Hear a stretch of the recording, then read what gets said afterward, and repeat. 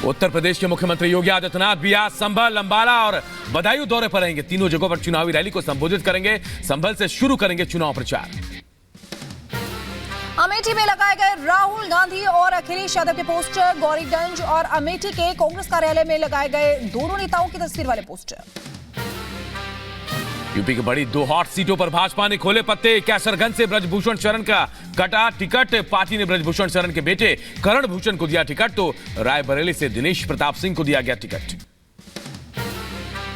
Kaiserganj seat से ticket का ऐलान होते ही अयोध्या पहुंचे करण भूषण। अयोध्या पहुंचकर हनुमानगढ़ी के किए दर्शन। करण सिंह ने पूजा पाठ कर संतों से लिया आशीर्वाद। आज नामांकन दाखिल करेंगे करण सिंह। बजरंगबली का आशीर्वाद लेने आया हूँ। बजरंगबली हमारे गुरु हैं, उनका आशीर्वाद लेने आया हूँ। सारे साधु संतों का आशीर्वाद लेके मैं अपने पिताजी का सुबह आशीर्वाद लिया, इस टाइम अपने बड़े गुरु का आशीर्वाद लेने आया।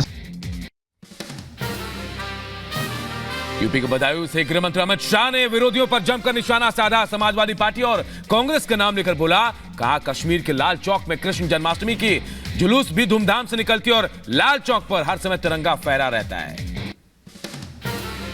चुनाव से पहले तेज हुई सियासी बयानबाजी। पाकिस्तान से कांग्रेस को समर्थन पर स्मृति का हमला। कहा इस सत्ता का इतना लालच क्यों, जो सरहद पर हमारे सैनिकों की जान लेना चाह रहे हैं। कांग्रेस उनका समर्थन लेना चाह रही है। चुनाव से पहले शिंदे के शिवसेना को मिली मजबूती। कांग्रेस से इस्तीफा देकर संजय निरुपम आज शिंदे शिवसेना में होंगे शामिल। 2 दशक बाद संजय निरुपम की शिवसेना में घर वापसी होगी। आज दोपहर 3 बजे वो शिवसेना में शामिल होंगे। रायबरेली से बीजेपी ने दिनेश प्रताप सिंह को बनाया लोकसभा प्रत्याशी। आज कार्यालय से रोड शो निकालेंगे दिनेश प्रताप। कार्यक्रम में डिप्टी सीएम ब्रजेश पाठक रहेंगे मौजूद। कई बड़े नेता भी रोड शो में होंगे शामिल। सबसे हिट और सबसे फिट चर्चित अधिवक्ता सुधीर ओझा ने भारतीय सार्थक पार्टी के नाव छाप से मुजफ्फरपुर लोकसभा सीट से अपना नामांकन दाखिल किया। गले में सब्जियों की माला लटकाते हुए नजर आए। सीपीआई नेता अतुल अंजान का निधन हो गया। लंबी बीमारी के बाद लखनऊ में ली अंतिम सांस।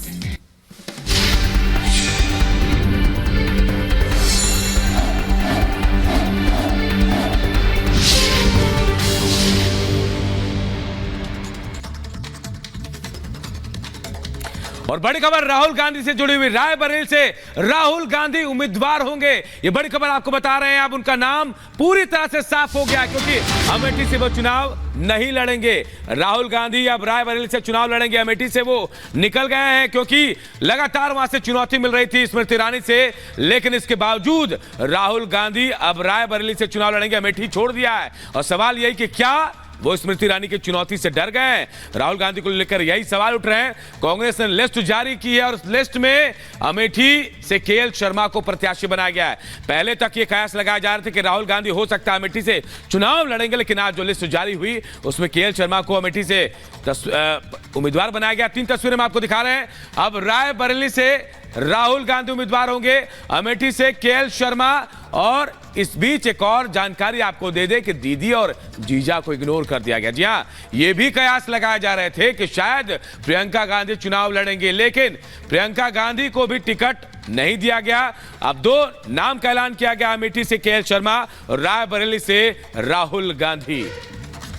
और सीधे हमारे सहयोगी राघवेंद्र हमारे साथ जुड़े हुए हैं, उनके पास जाना चाहेंगे। अमेठी से राघवेंद्र, देखिए लगातार सस्पेंस बरकरार था और आखिरकार अब ये हो गया है कि राहुल गांधी अमेठी के बजाय रायबरेली से चुनाव लड़ने वाले हैं। आज नामांकन का आखिरी दिन है।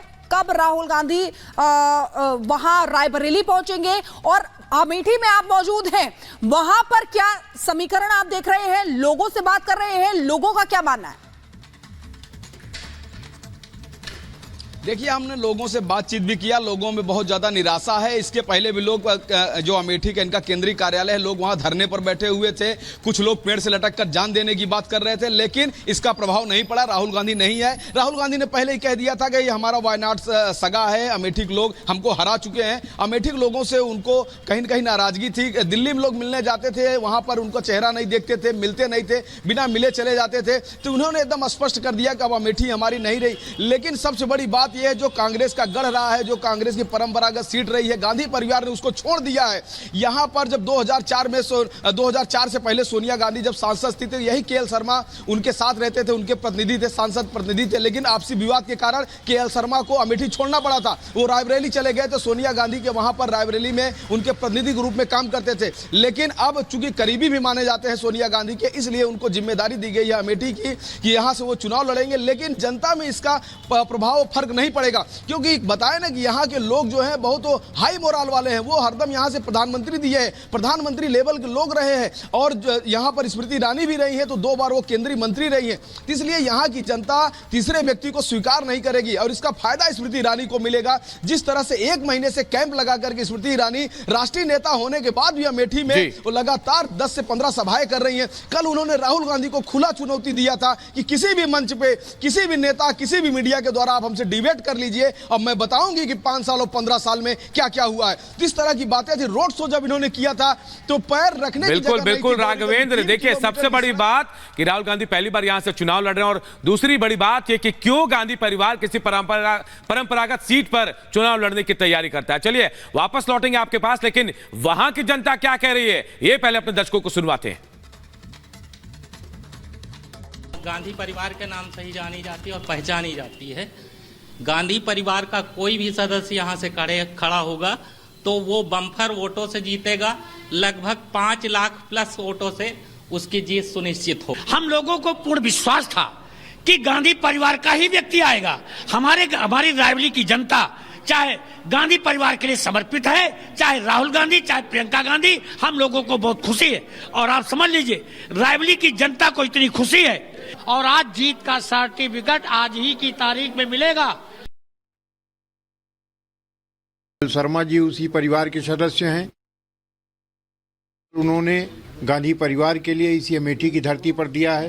पैदल चल करके उन्होंने यहाँ पर काम किया है। एक एक बूथ, एक एक जन, एक एक कांग्रेस के साथी आज जो नेता बने हैं, सब शर्मा जी के साथ एक पारिवारिक रिश्ता रहा है। सबने अच्छे से काम किया है, सब लोगों का कार्य किया है। अब काफी लोग को अमेठी में नेता बनाने वाले माननीय केएल शर्मा जी हैं, क्योंकि बहुत हाई लेवल पर माननीय गांधी परिवार के बहुत करीबी होने के नाते गांधी परिवार के लोगों तक उनको पहुंचाना, आम लोगों को, या उनके कार्य में उनकी मदद करना माननीय केएल शर्मा जी की ही किया करते थे।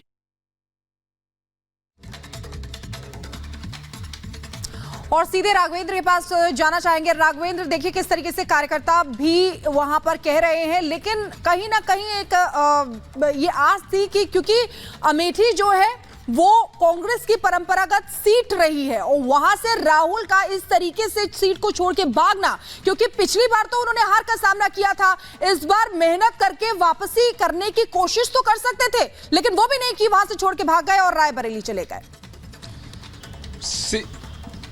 सीधा स्मृति ईरानी जो भारतीय जनता पार्टी के उम्मीदवार हैं, उनके लिए कांग्रेस ने रेड कारपेट बिछा दिया है।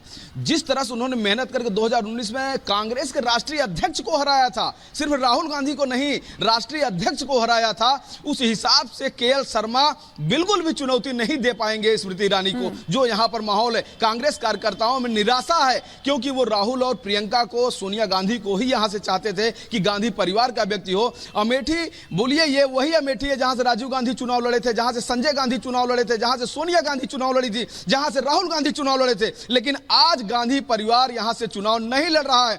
दशक पुराना रिश्ता रहा है गांधी परिवार का अमेठी से, लेकिन आज तो चुनौती देने वाला भी नहीं, जैसा कि आप कह रही हैं। चुनौती तो देनी चाहिए। यहां की जनता, जो भी उनके फॉलोवर थे, वो उनके साथ खड़े होते, लेकिन अब तो गांधी परिवार यहां से अपना नाम ही हटा लिया, रायबरेली से गए हैं। कहीं ना कहीं ये बीजेपी को एक एज मिला है, कहीं ना कहीं बीजेपी इसका चुनाव में पूरा इस्तेमाल करेगी। और स्मृति ईरानी तो मुखर होकर बोलेंगी। आज देखिएगा जब वो अपनी सभाओं में निकलेंगी तो किस तरह का उनका भाषण रहेगा, ये देखने वाली बात होगी, ये सुनने वाली बात होगी कि कैसा प्रहार करेंगे। बिल्कुल जाहिर तौर पर राघवेंद्र, शायद इस बात का शक या डर राहुल गांधी को लग गया था, इसीलिए उन्होंने अमेठी छोड़ दी। वापस लौटेंगे आपके पास। मनजिंदर सिंह सिरसा क्या कुछ कर रहे हैं राहुल गांधी को लेकर, जरा ये सुनते हैं।